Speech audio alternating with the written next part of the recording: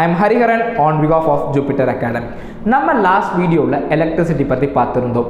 So what is current, what is electricity, what is potential difference, what is resistance, what is resistivity and economic importance of resistivity, conductors, insulators, semiconductors அப்படின்னு எல்லா டாப்பிக்கும் நம்ம பார்த்துருந்தோம். So இந்த வீடியோவில் நம்ம பார்க்க போகிற topic resistor in parallel and resistor in series.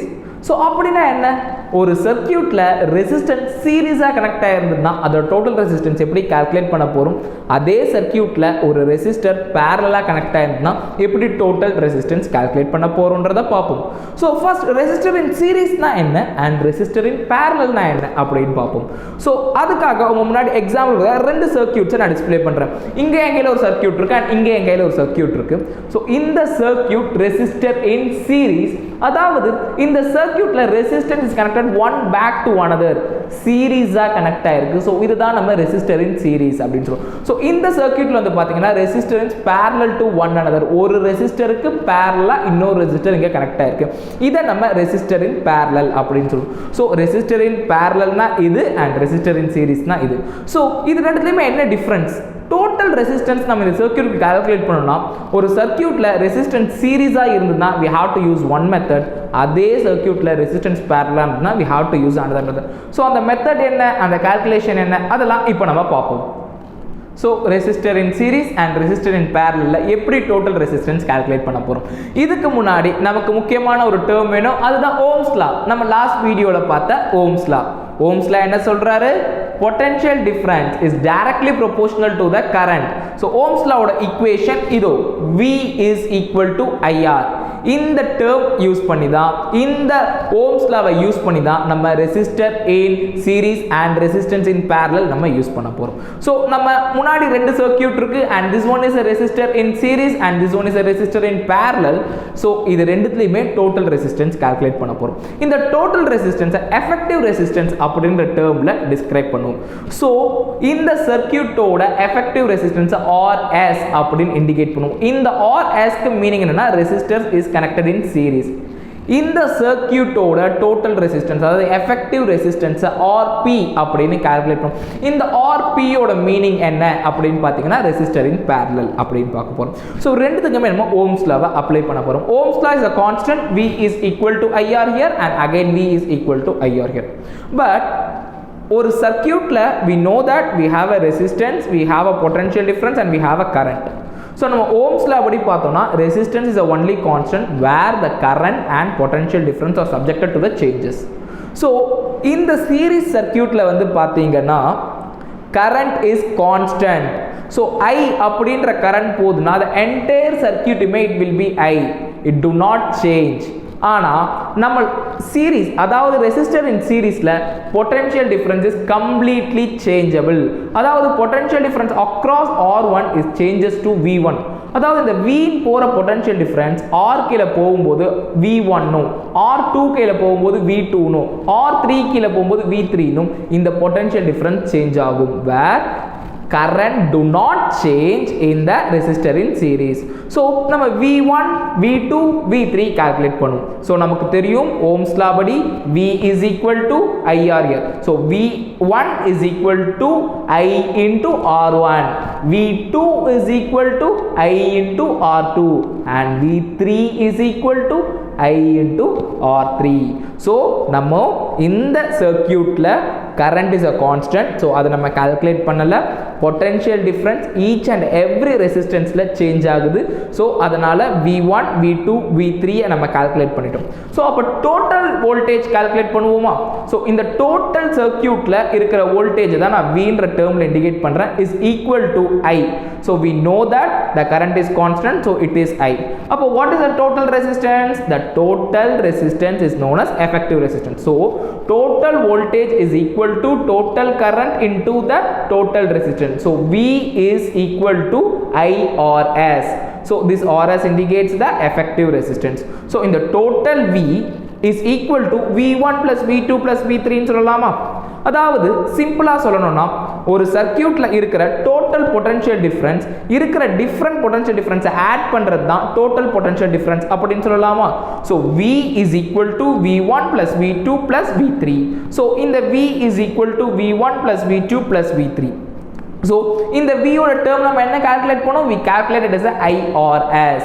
IRS means current into effective resistance is equal to V1 என்ன கால்குலேட் பண்ணோம்? IR1, V2 IR2, V3 IR3.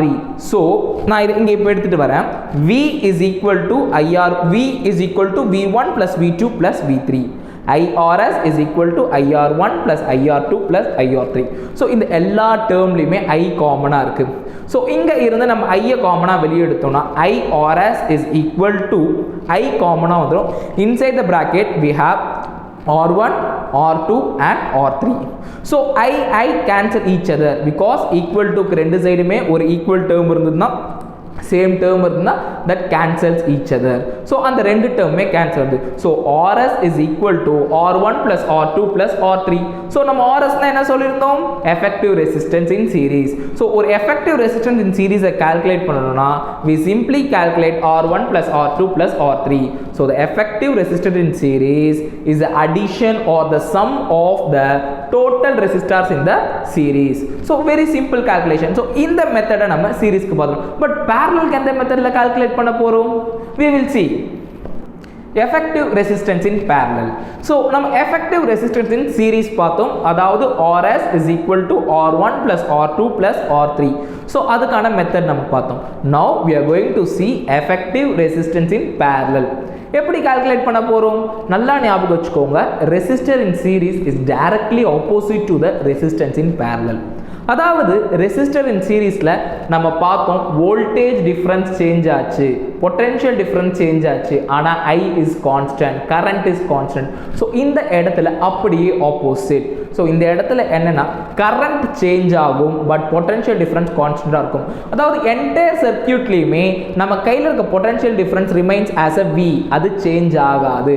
But இந்த இடத்துல வந்து பார்த்தீங்கன்னா இந்த கரண்ட் இந்த I R1 உள்ள போகும்போது I1, R2 உள்ள போகும்போது I2 and R3 உள்ள போகும்போது I3. அதாவது சீரீஸ்ல எப்படி பொட்டென்ஷியல் டிஃபரன்ஸ் சேஞ்ச் ஆச்சோ அதே மாதிரி இங்க parallelல கரண்ட் சேஞ்ச் ஆகுது. ஸோ ஓம்ஸ் லா வச்சு நம்ம ஃபர்ஸ்ட் கரண்ட்டை கால்குலேட் பண்ணுவோம். So we know that Ohm's law V is equal to IR. அப்ப I is equal to R இந்த சைடு எடுத்து வந்துடலாமா? I is equal to V by R. அப்ப I1 னா என்ன? V by R1. I2 னா என்ன? V by R2. I3 V by R3. அப்படின்னு நம்ம different current across the different resistors நம்ம calculate பண்ணிட்டோம். so total current calculate பண்ணலாமா? total current is equal to total potential difference divided by the total resistance. what is total resistance? effective resistance in parallel, அதாவது RP. so நம்ம கையில total I as well as I1, I2, I3 ன்னு மூணு terms இருக்கு. so potential differenceல பண்ணதான் இங்கேயும் பண்ண போறோம். resistor in seriesல total potential difference is equal to the sum of the different potential difference. so அதே மாதிரி இங்க total current is equal to sum of I1 plus I2 plus I3. so I is equal to I1 plus I2 plus I3. so I na என்ன? V by potential difference by RP is equal to V by R1 plus V by R2 plus V by R3.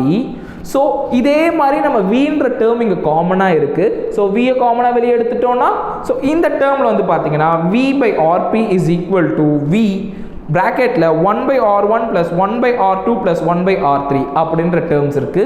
So V cancels each other because equal toக்கு ரெண்டு சைடுமே same term இருக்கும்போது கண்டிப்பாக cancel ஆகுது. So V cancel ஆயிடுச்சு.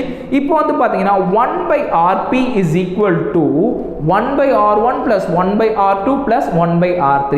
so the effective resistor in series is directly sum பண்ணும். அதாவது R1 is equal to R1, RS is equal to R1 plus R2 plus R3. ஆனால் இந்த இடத்துல வந்து பார்த்தீங்கன்னா ரெசிப்ரோக்கலாக வருது. so effective resistor in parallel, the reciprocal of effective resistor in parallel is equal to sum of the reciprocal of the resistance R1, R2 and R3.